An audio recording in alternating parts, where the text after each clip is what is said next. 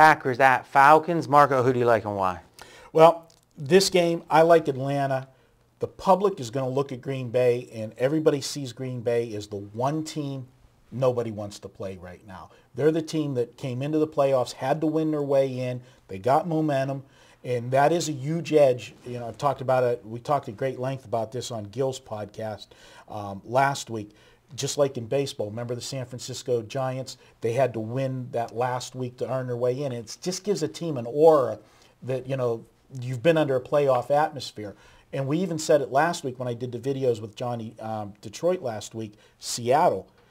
They were kind of in a playoff game to get themselves into the playoffs where it was the two teams that had to win. So there's something to be said about that. But this week, going to... So it sounds like you're making the case for Green Bay. I am. I mean, everybody's going to love Green Bay. That's what I'm setting it up. Let's talk about this, though.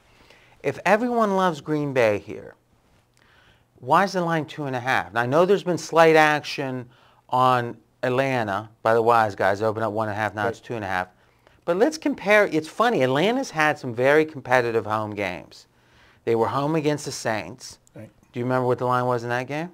They were less than a field goal in that game. And, you know, they were favored by less than 3. Right. They played Green Bay early in the year. Favored by less than 3, and all of those games came down to the final possession of the game. And Baltimore. And Baltimore. They were favored by less than 3. On a Thursday night. Okay. Now, from that time on, how would you think Atlanta's standing is now compared to entering into the New Orleans game? Atlanta, if anything, maybe went down one notch. Everything else they did was great. But the one game. Hold on, what have they done? Coming into the New Orleans game, at home, they were laying 2 or whatever. I liked them. Made a webcam on it. They lost the game. They beat Carolina the next week, whatever. And now the Saints have been exposed as not a great team.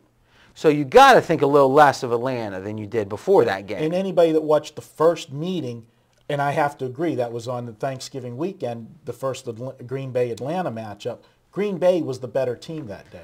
But that's that's a good point, but I'm building on that point. I'm saying that this line is pretty much the same as it was then. Atlanta, Green Bay maybe should have won the game. So maybe a deceiving result, again, Green Bay, Atlanta. Now you got Atlanta that's come down in people's minds recently.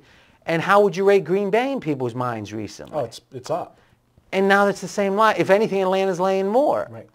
So if anything, the fact that everyone seems to love Green Bay, the line's not really representing that. And me being the contrarian that I am, you should figure out very easily how I arrived at Atlanta in this game. All right, so is this a trap play? Is this just a trap play for you? This is a trap play combination looking at history in the NFL. It is tough for these teams to go that second week in a row on the road and win back-to-back road games. Well, I didn't hear that when we were talking Baltimore-Pittsburgh. It seems like the conversation there was that people are seemingly, the handicappers are ignoring the home field in the second round, and they're pulling out like 4 years worth of stats or whatever. The difference in that, there's 2 games this week that are in the same scenario, and we'll talk about the other one later, the Jets-New England, is Pittsburgh-Baltimore was a division matchup where they're meeting for the 3rd time. These are teams that don't meet every year, but they did meet this year once.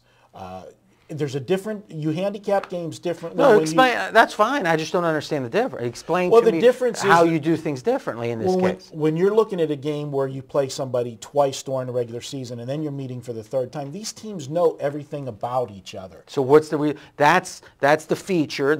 You're defining a fact. Now, what is the result of that fact? I look at the games and see where do you make the adjustments? And when we get to New England, you'll hear my thoughts on that.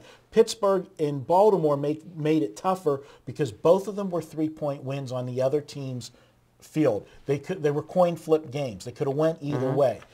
This game here, the public left the Atlanta-Green Bay game feeling Green Bay was the best team on the field that day because Rodgers had the fumble down by the goal line that ended up being the difference of the ball game, and Atlanta wins by 3 on a late field goal.